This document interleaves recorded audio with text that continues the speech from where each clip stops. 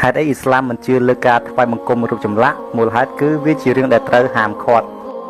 ខ្ញុំលើកមួយចំណុចអ្នកមិនអាចបង្កើតរូបចម្លាក់ព្រះទេបើអ្នកធ្វើវាអ្នកប្រតិបព្រះខ្លួនឯងហាត់សាពិចារណាមើលរូបចម្លាក់នឹងដួលមានរឿងអីកើតឡើងទៅពេលហ្នឹងវាច្បាស់ជាខូចខាតផ្នែកណាមួយហើយអញ្ចឹងបើជួយខ្លួនឯងបានផងជួយខ្ញុំឲ្យកើតទៅ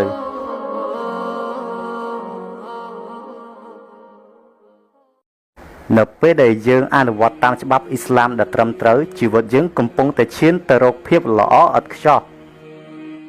តែអ្នកជាមនុស្សធម្មតាមិនអាចល្អឥតខ្ចោះបានទេ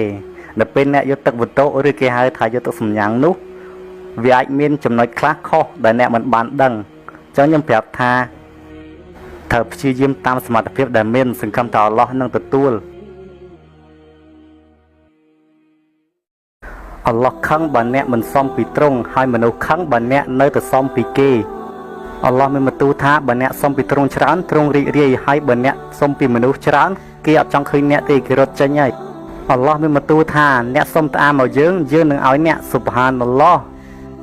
ហើយបើសមអីមួយពីមនុស្សវិញម្ដងពីរដងអត់អីទេតែឡើងដល់3ដង4ដងមិនបាច់ដើរទៅជិតគេគេគាត់ឃើញពីចម្ងាយគេដើរចេញពីយើងបាត់ហើយស៊ុបហានអល់ឡោះ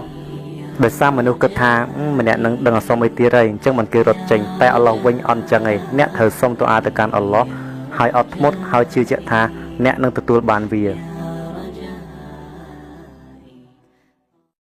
ហេតុអីទ្រង់ឲ្យយើងដឹងពីប្រវត្តិណាប៊ីតោះស្ដាប់لقد كان في قصصهم عبرة لأولي الألباب ជាការពិតក្នុងរឿងទាំងអស់នោះមានមេរៀនសម្រាប់អ្នកដែលចេះគិតពិចារណាហើយអល់ឡោះបានមានបន្ទូលទៀតថា وكلا نقص عليك من أنباء الرسل ما نثبت به فؤادك الله أكبر រាល់ពេលយើងឲ្យអ្នកដឹងពីប្រវត្តិនប៊ីណាមួយគឺដើម្បីឲ្យអ្នកមានកម្លាំងចិត្តអោមូហាម៉ាត់សល្លឡោះអាឡៃហ៊ីវ៉ាសាឡាំនប៊ីមូហាម៉ាត់អត់ត្រូវការកម្លាំងចិត្តទេតែពួកយើងវិញទេដែលត្រូវការវាបើយើងមើលជីវប្រវត្តិនប៊ីយូស៊ូហ្វវិញអល់ឡោះបានមានបន្ទូលថា أحسن القصص យើងកំពុងឲ្យរឿងល្អដល់ឯងមិនក៏អល់ឡោះមានបន្ទូលអញ្ចឹងដោយសាររឿងទាំងនោះជាថ្នាំជាកម្លាំងចិត្តដល់មនុស្សសូមកុំឲ្យពិភពលោកនេះបោកប្រាស់អ្នកធ្វើឲ្យអ្នកជឿថាអ្នកកើតមកនេះដើម្បីតែភាពល្បីល្បាញតាមរយៈអ្វីដែលអ្នកមានអ្នកខ្លះមានមុខមានមាត់ដោយសារទុសាហើយអ្នកខ្លះទៀតមានមុខមានមាត់នៅក្នុងឋានសួគ៌សូម្បីតែពិភពលោកនេះក៏មិនដឹងពីរឿងគាត់ដែរដោយសារតែម្លាយកាត់កត់ត្រាទង្វើល្អពួកគេដែលពួកគេធ្វើវាស្ងាត់ជាមួយនឹងអល់ឡោះស៊ុបហានរ៉ាប៊ីយ៉ាល់អាឡាសង្ឃឹមថាអល់ឡោះឲ្យយើងបានរៀបចំខ្លួនរួចជាស្រេចដើម្បីថ្ងៃដែលយើងត្រូវជួបទ្រង់វិញអ្វីដែលសំខាន់ជាងយានជំនិះសំខាន់ជាងទ្រព្យសម្បត្តិសំខាន់ជាងរបស់ទ្រព្យគឺអ្នកនឹងហើយសំខាន់ជាងអ្វីទាំងអស់បើសិនជាអ្នកមិនសូត្រអាយ៉ាត់គូរស៊ីមិនសូត្រសូរ៉ាអាលអ៊ីខ្លាសអ្នកនឹងត្រូវខាតបង់អ្នកត្រូវសូត្រវាជារៀងរាល់ថ្ងៃមិនថាពេលព្រឹកឬក៏ពេលល្ងាចនោះទេ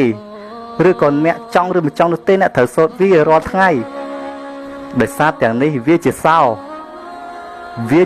ដែកដែលសម្រាប់ការពារអ្នកមិនឲ្យសៃតនចូលមកក្បែរអ្នកបានរៀបការធ្វើអីបើអត់មានពេលឲ្យកូនផងអត់ចេះអត់ធ្មត់នឹងកូនទៀតហើយសុទ្ធតែថាខ្លួនឯងជាអ្នកមានជំនឿជាអ្នកមូស្លីមជាអ្នកមុមីនទៀតចេះខ្មាស់ខ្លួនឯងអត់នឹង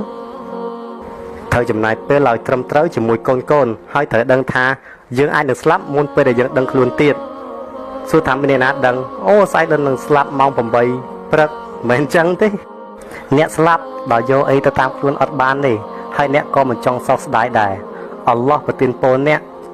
តាមរយៈជំនឿហើយជំនឿនេះគឺវាគ្រប់គ្រងជីវិតរបស់អ្នកបើអ្នកយល់